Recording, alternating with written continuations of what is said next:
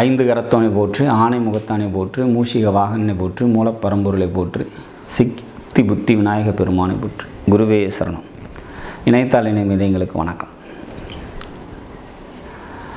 இது 2025 மே மாதம் 18ஆம் தேதி வரக்கூடிய ராகு கேதுக்கான பயிற்சிக்கான பலன். கன்னி ராசிக்கு எப்படி இருக்க போகுது அப்படிங்கிறத பார்க்கலாம். இதுவரைக்கும் உங்களோட ராசியிலே இருந்த கேது பகவான் அவர் பயிற்சி ஆகிறது ரொம்ப நல்லது. 7ல் ராகு இருந்தார், அதுவும் பயிற்சி ஆகிறது ரொம்ப சிறப்பு. சரி, இந்த பயிற்சி என்னத்தை தரப்போகுது, என்ன பண்ணிடும், எங்களுக்கு ஏதாச்சும் நல்லது இருக்கா அப்படின்னா, ராசி சந்திரன் இருக்க இடத்த பொறுத்து அமையுது. அது மேலே இந்த கேது ட்ராவல் ஆகும்போது மனக்குழப்பம் ரொம்ப அதிகம் இருக்கும், தெளிவான சிந்தனை இருக்காது. அதனால் நிறைய பிரச்சனைகளை சந்திச்சிருப்பீங்க. அப்போ இந்த நிலைப்பாடு மாறப்போகுது. எப்போவுமே ஒரு பாவகிரகம் 6ஆம் வீட்டில் இருக்குது, அதாவது ராகு பகவான் உங்களோட ராசிக்கு 6ல் வர்றது சிறப்பு. எதிரிகளை வெல்லக்கூடிய ஆற்றலும் சக்தியும் தைரியமும் மனதில் புது தெம்பும் தெளிவும் ஏற்படும் அப்படிங்கிறதுல மாற்று இல்லை. 12ஆம் இடம் அப்படிங்கிறது பார்த்திங்கனாக்கா தேவையற்ற அலைச்சலும் விரயத்தையும் கொடுக்கக்கூடிய இடத்துக்கு ஒரு கேது பகவான் வரார் அப்படின்னா, அப்போ அந்த கேது பகவான் பார்த்திங்கனாக்கா அலைச்சல் விரயத்தெல்லாம் கம்மி பண்ணும் அப்படிங்கிறத எடுத்துக்கலாம். தூக்கம் அயன சயன போகம் அப்படின்னு சொல்லக்கூடிய இடமும் 12ஆம் இடம் தான். அப்போ அதுக்குள்ளே கேது வரும்போது பார்த்திங்கனாக்கா தூக்கம் குறைவு அப்படிங்கிற மாதிரியான ஒரு சில விஷயங்களும் ஒரு சில பேருக்கு ஏற்படும் அப்படிங்கிறத புரிஞ்சுக்கணும். இங்கே சிம்ம ராசிக்குள்ளேயும் கும்பராசிக்குள்ளேயும் உங்களோட ஜனனகால ஜாதகத்தில் ஏதாவது கிரகங்கள் இருக்குது அப்படின்னாக்கா அந்த கிரகங்கள் ரீதியான நன்மை தீமைகளை இந்த ராகு கேதுக்கள் நிச்சயமாக தரும் அப்படிங்கிறத நம்ம புரிஞ்சுக்கணும்.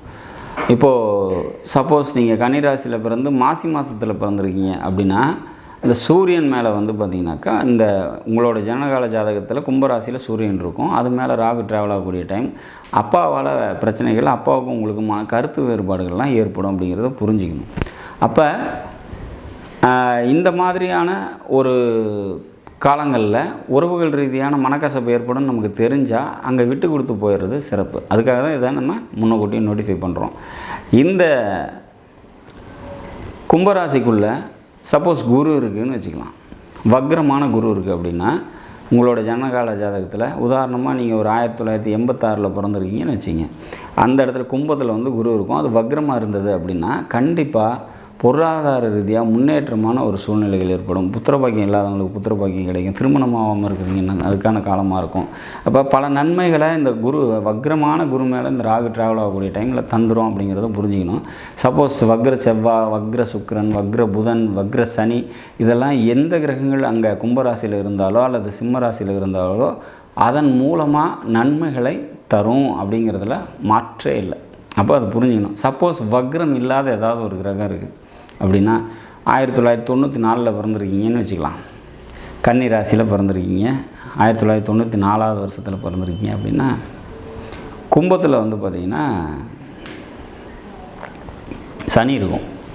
அப்போ அந்த சனி மேலே ராகு ட்ராவல் ஆகக்கூடிய டைம் வேலையில் சிரமம், சொந்த தொழில் செஞ்சிட்டிங்கன்னா தொழிலையும் சிரமம் ஏற்படும். அப்போ அதை புரிஞ்சிக்கணும். இப்போ இந்த ராசிக்குள்ளே என்ன கிரகம் இருக்குதோ அதன் ரீதியான பாதிப்பை தான் ராகு கேதுகள் தரப்போகுது அப்படிங்கிறது தெளிவாக புரிஞ்சிக்கணும். அதே மாதிரி 1991 பிறந்திருக்கீங்க அப்படின்னா சிம்மத்தில் கேது குரு இருப்பார். அந்த குரு மேலே ஜனகால ஜாதகத்தில் குரு இருக்கும் போது அங்கே கேது உள்ளே போய் ட்ராவல் ஆகும்போது பொருளாதார ரீதியாக சிக்கல்கள் ஏற்படும் அப்படிங்கிறது புரிஞ்சிக்கணும். எங்கள் கன்னி ராசிக்கு நல்லா இருக்குன்னு சொன்னாங்க, எதுவுமே நமக்கு நல்லதே நடக்கலையே அப்படின்றதுக்கெல்லாம் இதுதான் காரணம். அப்போ ஜனனகால ஜாதகத்தான் இந்த கோட்சார கிரகத்தோட நன்மை தீமைகளை முடிவு பண்ண போகுது அப்படிங்கிறத நம்ம புரிஞ்சுக்கிட்டால் ரைட்டு. பொது பலனாக இந்த கன்னி ராசியை பொறுத்த வரைக்கும் இதுக்கு முன்னாடி இருந்த தடுமாற்றங்கள் குழப்பங்கள்லாம் தீர்ந்து நல்ல நிலைக்கு வந்துட்டீங்க அப்படிங்கிறது மட்டும் புரிஞ்சுக்கிட்டால் போதுமானது. எதிரிகளை வெல்லக்கூடிய ஆற்றலும் சக்தியும் தைரியமும் தன்னம்பிக்கையும் உற்சாகமும் புது முயற்சிகளும் ஏற்படக்கூடிய அற்புதமான ஒரு காலகட்டம் கன்னிராசிக்கு அப்படிங்கிறதுல மாற்று இல்லை அப்படிங்கிறத புரிஞ்சுக்கணும்.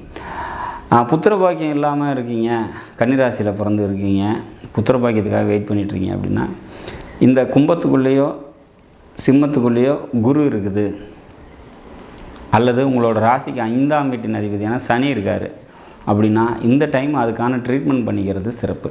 அப்படி பண்ணாக்கா அது சக்ஸஸ் ஆகிறதுக்கான சான்சஸ் ரொம்ப அதிகம் அப்படிங்கிறத புரிஞ்சுக்கணும். மொத்தத்தில் இந்த பயிற்சி ராகுகேது பயிற்சிகள் பல நன்மைகளை உங்களுக்கு தந்தே தீருங்கிறத உறுதியாக சொல்லலாம். நாடும் நாட்டு மக்களும் நலமுடன் வாழ நவகிரகங்களை வேண்டி அமைகிறேன். நன்றி, வணக்கம்.